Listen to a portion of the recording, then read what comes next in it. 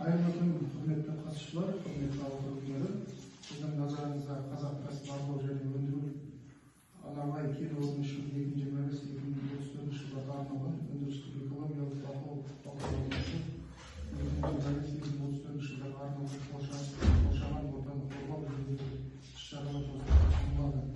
Мемлекеттік экологиялық сараптама жүргізу барысында міндетті болып табылатын қоғамдық тыңдауға жергілікті атқарушы тиісті әкімшілік аймақтық бірліктің әкім аппараты және өзгелер жұртшылықтың қатысуымен өткізілуге тиіс. Жоба бойынша өткізілетін қоғамдық тыңдауды ашық деп жариялаймын. Аталған жоба біздің өңірдің дамуына үлкен үлес қосатынын ескере отырып, қоғамдық тыңдаудың белсенді жақсы өтуіне атсалысуларыңызды сұраймын. Енді сөзіңізді өзіңіз қолдана айтсаңыз. Рахмет. Қайырлы күн, құрметті қатысушылар. Сіздердің назарларыңызға Анарбай кен орнындағы тереңдігі 2700 метр пайдаланылуға қорғауға арналған топтық техникалық жобаға толықтыруға қоршаған ортаны қорғау бөлімі Анарбай кен орнында тереңдігі 3,5 метр пайдаланылуға қорғауға арналған топтық техникалық жобаға толықтыруға қоршаған орта бөлімі бойынша Анарбай кен орнында 5 пайдаланылуларын жайластыру жөнінде жоба ұсынылады.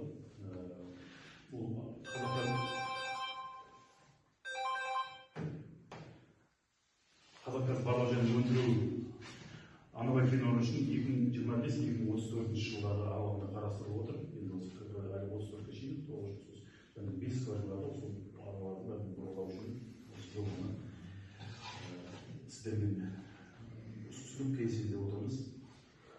Жоба объектінің орналасқан жері туралы ақпарат. Жобада Жамбыл облысы Мойынқұм Тараз қаласының солтүстік қарай 210 км қашықтықта орналасқан Анарбай кен орнында газ өндіру ұңғымаларын бұрғылау және жайластыру көзделеді. Ең жақын елді мекен Ұланбел кенті, осы Ұланбел ауылдарыңыз жұмыс алаңы солтүстік батысқа қарай 44-8 км. Жабық тиіп тұрсыздар 45 км шамасында. Жұмыс алаңын сипаттама жобалардың әрбір ұңғыма үшін ауданы 3,5 гектар жер учаскесі уақытша пайдалануға бөлу көзделеді. Кен орны аумағында қоныстану аймақтары, мәдени мұра объекттер, санаториялар мен рекреациялық мекемелері жоқ. Ерекше қорғалатын табиғи аумақтарға дейін қашықтық. Оңтүстік Қазақстан мемлекеттік қорғау аймағына дейін 87 км, Шу өзеніне дейін 20 км. Негізгі техникалық директор нөмірі 18-19-20 пайдалану ұңғымалары бұрғылау. Ұңғымалар әрқайсысының жобалық тереңдігі 3,5 метр. 3,5 км. Мақсаты гарантиялар беру.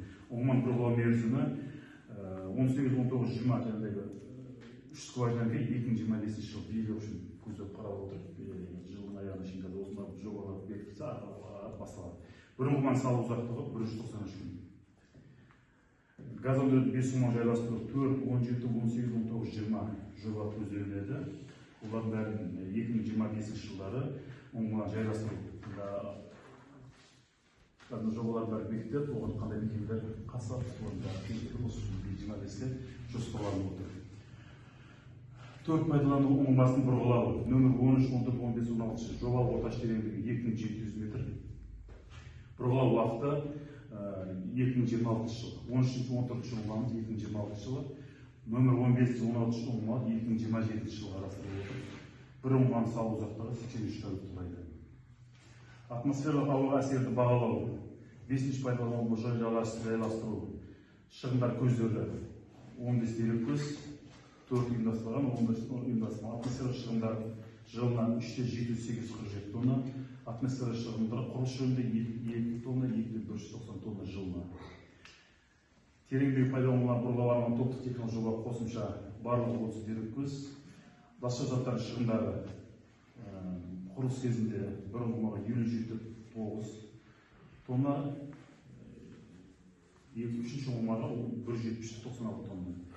Тереңдігі 2700 метр. Пайдалануға бұрғылау арналған топтық техникалық жоба қосымша. Су тұтыну және су беру. 5-ші пайдалануға жайластыру. Құрылыс көздері су тұтыну 170,67, су бұру 90,363. Тереңдігі 3,5 метр ұңғымалар бұрғылау топтық техникалық жоба су көлемі бір ұңғымаға 2335 куб. Үшінші ұңғымаға 7 куб. Құрылыс монтаж жұмыстар кезінде қалдықтарды басқару, ұңғыманы салу барысында қалдықты келесі топтар түзіледі. Өндірістік, коммуналдық қалдықтар, барлық пайдаланылатын қалдықтардың түрлері мен типтері ең алдымен жүзеге асырылатын технологиялық процестер мен орындалатын өндірістік процестерге байланысты.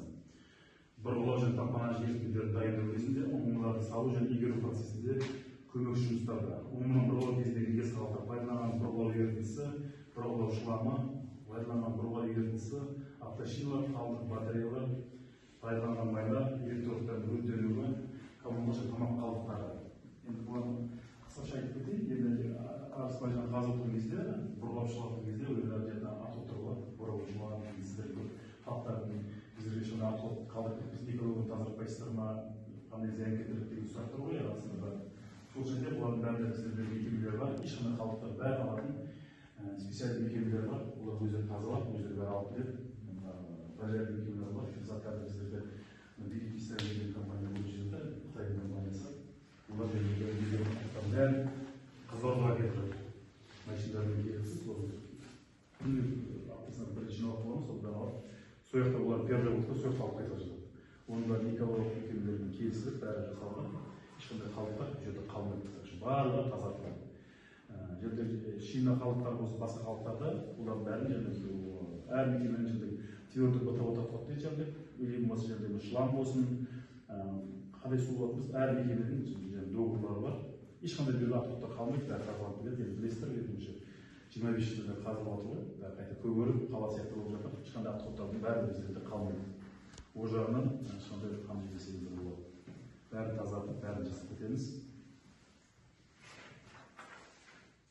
Әсерді азайту факторлары дейді.